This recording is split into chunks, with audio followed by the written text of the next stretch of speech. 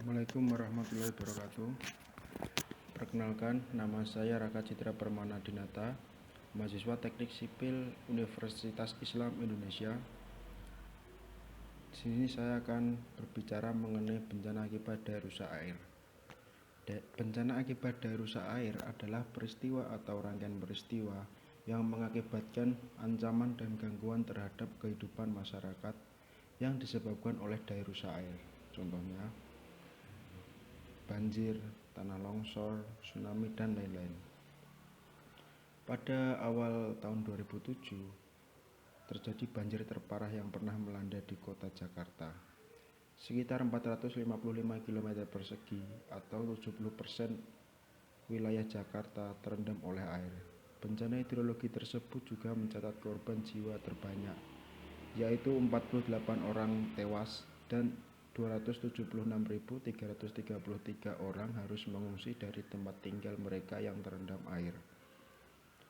Berdasarkan laporan Kompas 3 Februari 2007, diketahui bahwa salah satu penyebab utama banjir di Jakarta adalah buruknya kondisi jaringan drainase. Banyak saluran buangan air yang sebagian besar merupakan warisan zaman Belanda yang kondisinya sangat parah, yang tak terawat dan mampet oleh sampah buangan warga.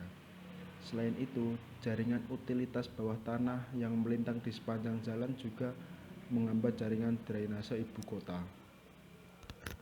Nah, ketika bencana ini melanda, apa yang harus kita lakukan?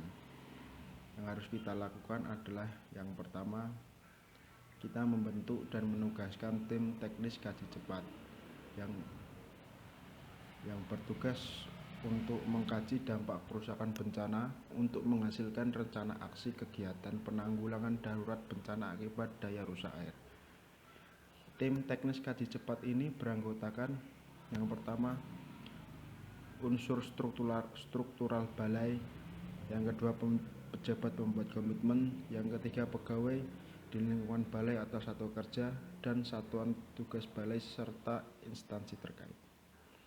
Setelah tim teknis kaji cepat ini terbentuk, maka tim ini melakukan penyusunan rencana aksi yang berisikan inventarisasi mengenai jenis, lokasi, kondisi prasarana, dan sarana sumber daya air, tingkat kerusakan, dan penyebab kerusakan. Lalu mengidentifikasi data dan analisis tingkat kerusakan.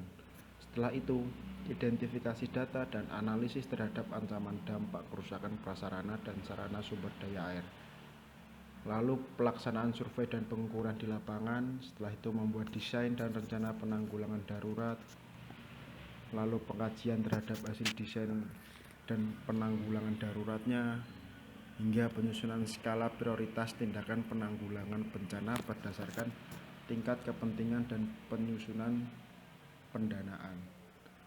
Setelah tim kaji cepat itu selesai membuat rencana aksi, setelah dilakukannya, lalu kita mengevaluasi ketersediaan sumber daya. Lalu kita melaksanakan kegiatan penanggulangan bencana alam. Nah, ketika kita telah melaksanakan